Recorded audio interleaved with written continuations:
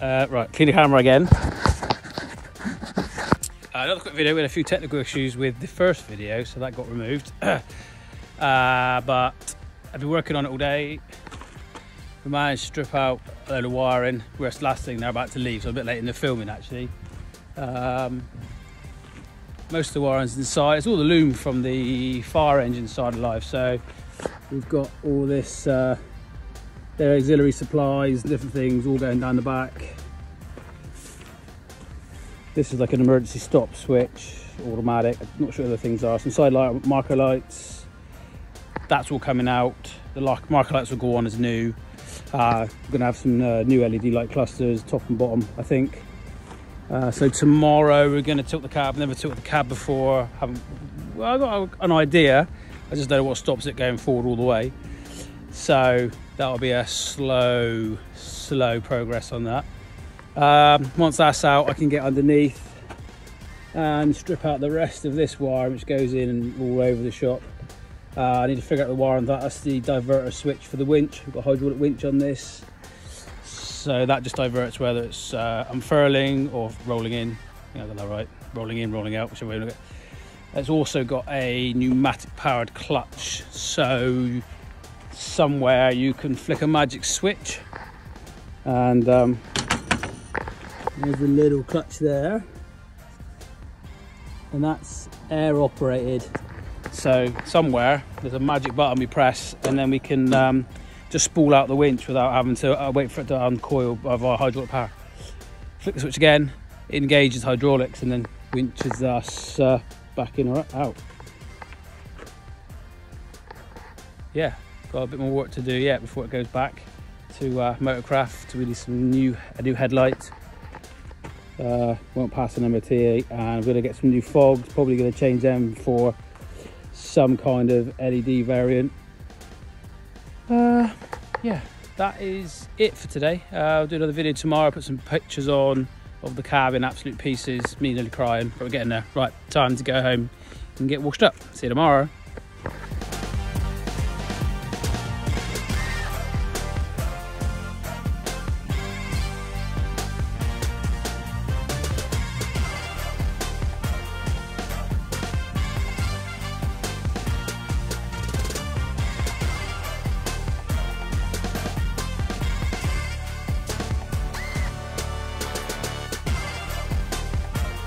Morning all, a quick update. Of course, got to clean the lens. Put the dash back together last night very roughly. I know I've got to take it all apart probably a dozen times. When I tilt the cab, never done it before, haven't really got a clue. Hydraulic lever on the back for a little hydraulic pack, which I get that a bit, but there seems to be some kind of pneumatic release catch on the back of the cab. So it means I have to start the engine. Now, I ripped all the wiring out yesterday, or the redundant wiring, so I've not actually started it since then. So, I don't know if it's gonna go pop, bang, whistle, start or not start. So, we will give it a go. Oh yeah, you've got to do the old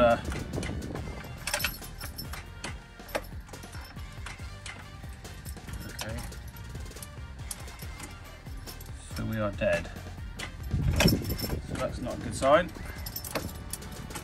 We have no ignition feed.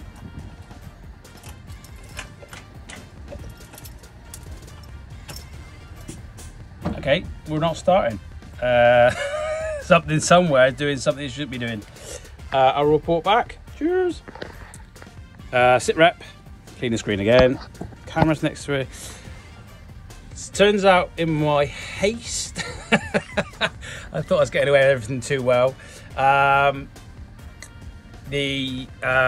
this is my understanding. This is based on purely me, no one else, nothing else. So it's probably a complete waffle. The vehicle was fitted with 2 emergency stops, one in the cab, one at the back of the truck, I imagine where the pump outlets were. Assumption is the mother of all, yes, that. But I assumed the emergency stop shut down the fire engine pump side of life. Turns out I think it shut down the whole vehicle. Probably makes sense. So I'm not panicking yet, because it just means that they would have cut into a feed that went to the ignition, I believe, went around the emergency loop circuit, emergency stop circuit, and back again. So the vehicle just permanently thinks we're in the emergency stop's been hit. I just now need to find which wires those two are. Now, I did mark every connector that I cut a cable out with an X, so I kind of know what's come out. I just don't know which two wires I basically need to join together, and I haven't got big enough kahunas to just start joining wires. And as you can imagine, and as you can see, there is quite a lot of wires I could join. But so this is one here. I don't like doing it, but I had no choice. But if you can just see in there, I've had to snip the other wire. But what I'm going to do with that is I don't want to go looking into connectors, buying more connectors. I'm just going to put a dollop of hot glue gun glue on there, just so those tiny little tail ends of the wires I've cut can't come into contact with anything else. So yeah, I've this connector actually completely fell apart on me over to here, so I had to recrimp one on. So that was a good find, to be honest.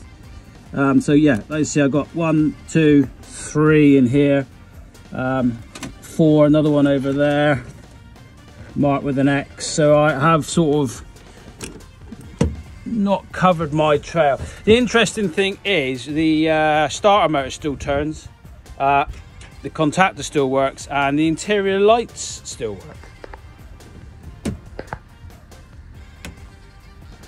So I guess there is some kind of not emergency, what do you call them, everyday circuits that are up and running, which is interesting, because I'm guessing this contactor, this is the battery compartment. So this is a solenoid, a big contactor. I don't know if it's latching or what happens with this, but there's no other power. Okay, there's one tiny one, which I believe, that white one, and I'm going to put this battery. What's probably happening is this white wire here is feeding all the way up into the engine bay and then goes via a switch, and this activates on this solenoid. That's just a negative for the coil in the solenoid, and then a current passes through.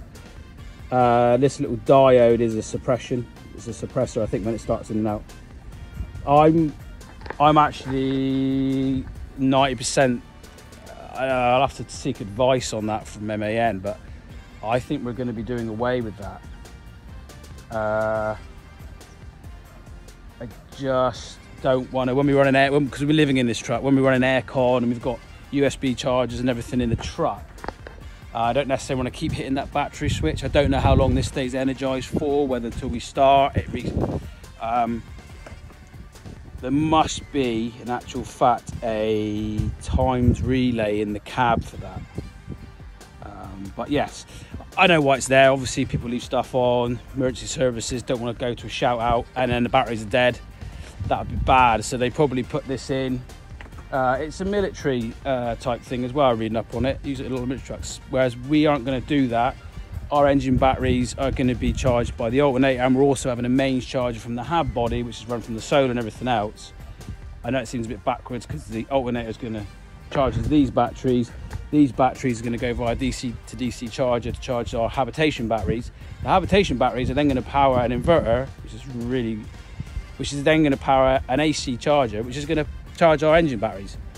A lot of you are probably going to go, what the, hang on, you're just charging in one big circle, the energy is just moving and wasting its efficiency.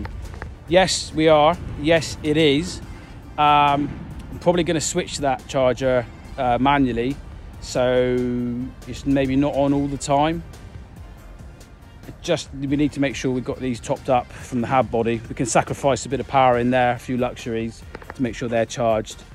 Anyway, back to the problems. Yeah, I just need to figure out what feeds there must be a relay or a contactor in there for the ignition switch, and I'm going to try and find that in a minute. And I'll keep you posted. See you on the next one. Right. We did have a problem, and it was the emergency stop circuit. So Lee had a really good idea, was check the wire that we ripped out, and I was like, that's never going to work. But actually, a bit of detective work, we managed to trace out some wiring. I've cut them off now, you'll see why in a minute. These two were key, D4 and D45. And so this was a dash mounted switch panel, which I'm going to put back in, utilise the switches again, just not the wiring. And this is one of the emergency stops in question. We got a nice D5 there and a D45. This might not mean much to us, so much to many people. Sorry, I'm Cornish and I mumble a lot, so I've got to stop mumbling. And on the back of the truck is a second emergency stop. I guess this was mounted on the pump somewhere. I'll put a picture of what it used to look like actually. There was a pump, so I imagine it was here somewhere. And so in this one, we've got our D45 again and D4. Now it took us a little while, me, to figure out what was going on, but it's actually really simple. I recollected where, luckily, the two wires I cut off still had the connectors on, and they were bigger than the rest. So I remembered where they came from, and I marked the connectors with an X. It wasn't behind the steering wheel. In actual fact, it was in the main fuse box. X marks the spot. And so this is, as you can see, is D4 and D5. So what actually happened was, I don't know which one's live or 24 volt. It would say, let's just use this as an example. It would send power out on D4. It went up to the dashboard stop, used that D45 cable, went all the way through the vehicle to the rear one. Then from that back on D5 and then back to here. So should either of the emergency stops, which latch on, be hit, the circuit was broken and the vehicle was stopped, which is probably a bit weird if you were driving and some idiot hit the emergency stop, because you would lose you would lose ignition and everything. I don't actually know what would happen. So we cut the two wires off, put them back in the connectors. And yesterday when I was cutting these two out, I thought it was strange that there was a wire, literally it went out on this wire, and I was thinking there's no other original factory wire, and all the factory wiring seems to be white or brown so far. Okay, this is additional stuff for the winch, which I've got to look into in a bit. And again, this one, two wires in and nothing out factory wise. So I thought that was a bit odd.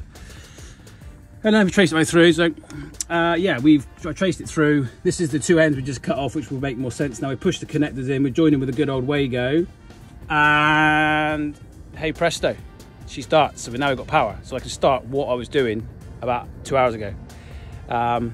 So for anyone else that's got any issues, anyone else has bought a French fire engine with emergency stop systems, it is in actual fact this connector block, X739/ST, and this one, which is unmarked. If you break the circuit between them, nothing works. Yeah, on to the next job. Cheers.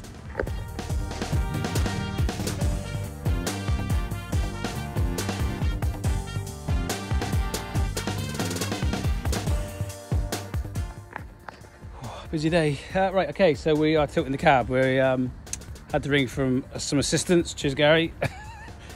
This up here, I thought it was an air operated catch locking mechanism. It's not. I thought the electrical operated the valve's not. It is hydraulic. Come off this little pump which pumps up the cab. Very cleverly, they have teed into the raise feed line so that when you pressurize the ram, this ram here, to push the cab up, when you pressurize the raise line, tees off, releases the catch. And I imagine when we pump it down, it'll pump the latch closed. Very clever. But I'm going very gingerly because I've never done it before.